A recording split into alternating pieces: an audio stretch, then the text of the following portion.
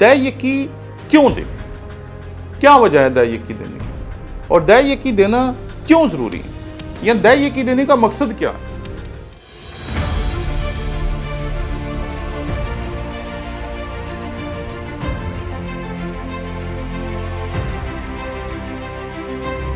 हमारे चैनल को लाइक करें, शेयर करें, सब्सक्राइब करें, और अगर आपको पसंद आए तो हमारे इन वीडियोस के लिंक्स को लेकर आप अपने दोस्तों, अजीज़ों और रिश्तेदारों तक भी पहुंचाएं,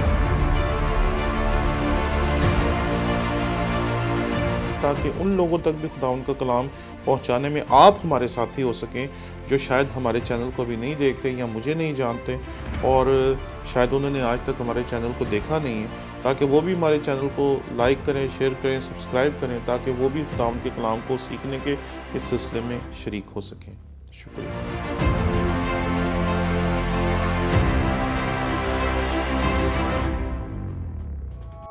मसीह यीशु के अज़ीम जलील नाम में आपकी सलामती हो। मेरा नाम पादरी प्रोफेसर टोनी विलियम है। दय यकी क्यों दे, क्या वजह है दय यकी देने की, और दय यकी देना क्यों ज़रूरी है, या दय यकी देने का मकसद क्या है। जब पिछले साल हमने दय यकी के बारे में डिबेट्स देखनी शुरू की तो पता चला कि दय यकी सिर्फ यतीमों, बेवाओं और गरीबों के लिए है और किसी के लिए नहीं। लेकिन जब हम खुदावंद का कलाम पढ़ते हैं तो फिर हमें वाज़े तौर पर पता चलता है कि दय यकी है किसके लिए। खुदावंद के कलाम में से हम देखेंगे गिनती उसका 18वां बाब और उसकी 20वीं और 21वीं आयत। यहाँ खुदावंद के कलाम में लिखा है, और खुदावंद ने हारून से कहा कि उनके मुल्क में तुझे कोई मिरास नहीं मिलेगी और ना उनके दरमियान तेरा कोई हिस्सा होगा, क्योंकि बनी इसराइल में तेरा हिस्सा और तेरी मिरास मैं हूँ। और बनी लावी को उस खिदमत के मुआवजे में जो वो खैमे इज्तिमा में करते हैं, मैंने बनी इसराइल की सारी दय यकी मौरूसी हिस्से के तौर पर दी। जब मैं ये हवाला पढ़ रहा था तो मैं हैरान रह गया कि हम तो कहते हैं कि दय यकी सिर्फ गरीबों के लिए, बेवाओं के लिए और यतीमों के लिए, लेकिन यहाँ शरीयत में जो दय यकी है वो दी किनको गई है। पहली चीज कि खुदा ने हारून के घराने को अलहदा कर दिया। उनकी कोई मिरास नहीं थी, उनका कोई हिस्सा ही नहीं था उस सारी तकसीम में जो मुल्क कनान की गई थी।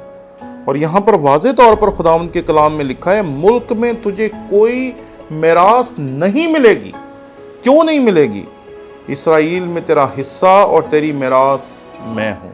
खुदा ये बात कह रहा है। लेकिन दय यकी के बारे में खुदा ने वाज़े तौर पे कहा कि ये लावी के घराने को मिलेगी, मौरूसी तौर पर उसका ये हिस्सा है, यानी कि खुदा ने विरासत में ही उसको दे दिया है कि दय यकी जो है वो उसके लिए होगी। लेकिन हम तो बहस करते हैं कि पादरियों को दय यकी ना दे, खुदा के खादमों को दय यकी ना दे।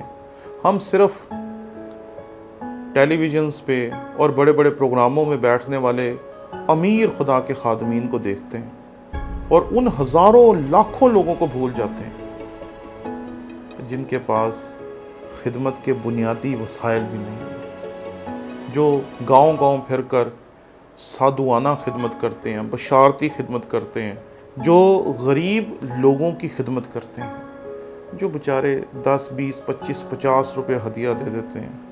मुझे याद है कि 2005 में जब मैंने अपनी खिदमत का आगाज़ किया तो मैं जिस चर्च का पादरी बना उधर हदिया होता था 45 रुपये, 75 रुपये, और जो क्रिसमस था उसके ऊपर जो हदिया हुआ था वो 1600 रुपये हुआ था।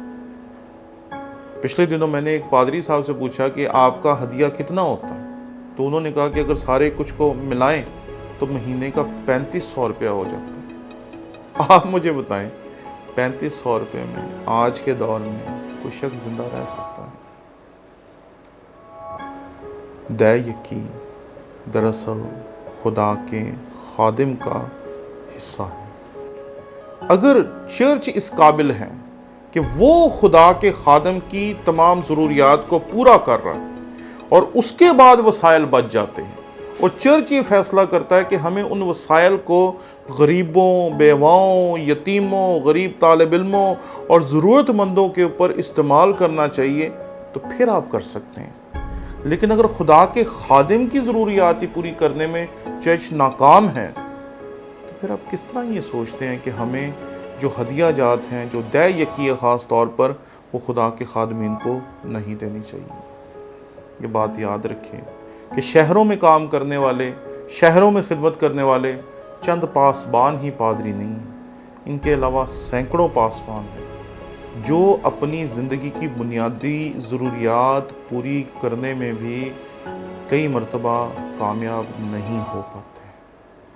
اس لیے خدا کے لیے، خدا کے خادموں کے خلاف بولتے ہوئے آپ ان لوگوں کو کبھی نہ بھولیں جو دور دراز گاؤں میں، چکوک میں، سائیکلوں پہ، موٹر سائیکلوں پہ جا کے خدا ان کی خدمت کرتے ہیں، کیونکہ یہ موروثی حق تھا جو لاویوں کے لیے تھا۔